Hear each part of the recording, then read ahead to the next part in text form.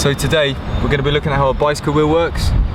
Now this might seem really simple, the wheel was one of the first famous inventions of mankind, but there's actually some real hidden complexity in how this thing actually resists the forces from the rider and the weight of the frame.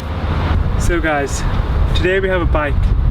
This bike has two main forces acting on it. The most significant force would be the rider, and the other minor force would be the weight of the frame. So let's talk about the center of mass. The saddle is placed near the rear end of the bike and the rider would sit on it, so this means that the most force would be located here, so the center of mass is located near the rear end of the bike. So this means doing a front wheelie would be much more easier than doing a back wheelie. Okay, so we've got our bike wheel, and the weight of the frame and the rider are going to transfer a downward force to the hub of the wheel here.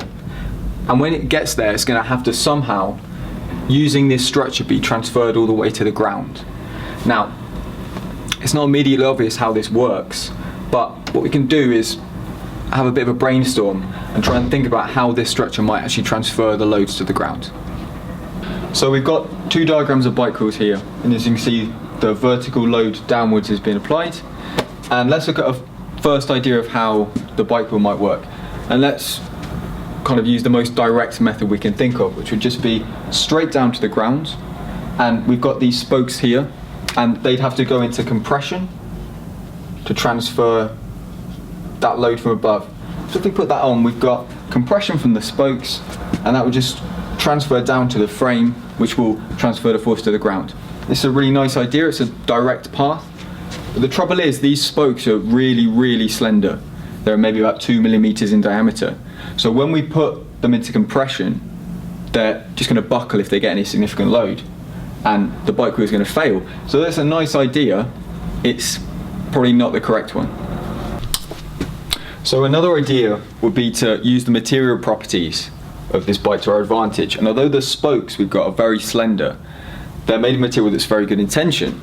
So if we can think of a load path that will put these into tension, we might be onto something.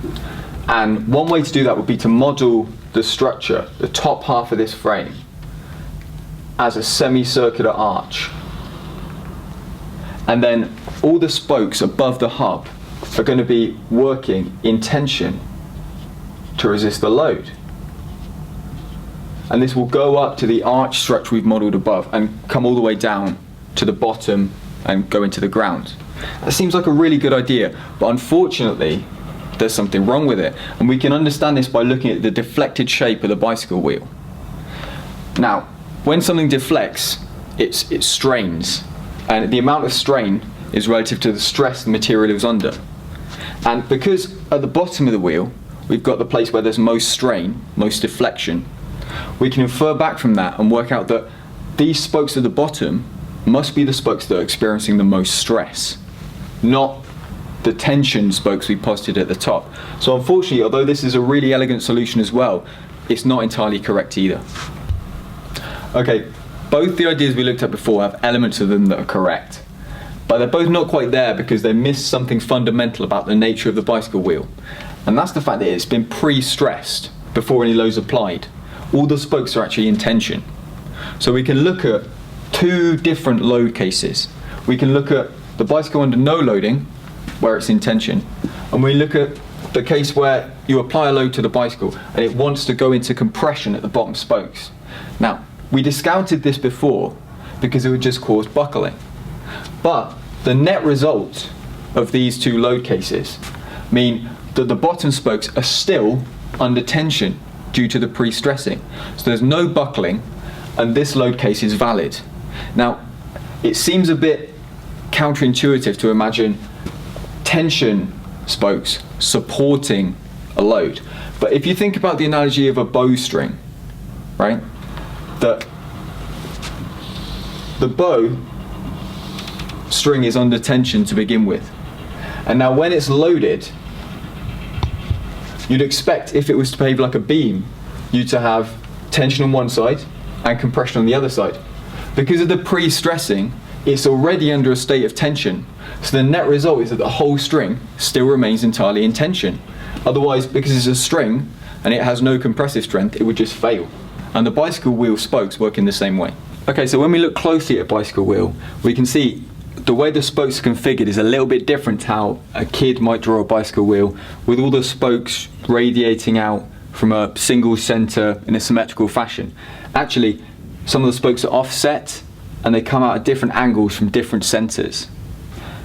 And the reason for this is because when a bike is under a dynamic load, when it's accelerating, if you imagine the bike braking harshly, what you're going to get is a relatively large force at the base of the wheel caused by the friction of the road.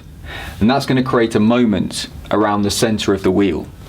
And if we imagine that it was all symmetrically placed, the way it would have to resist this moment was due to these slender spokes going into bending.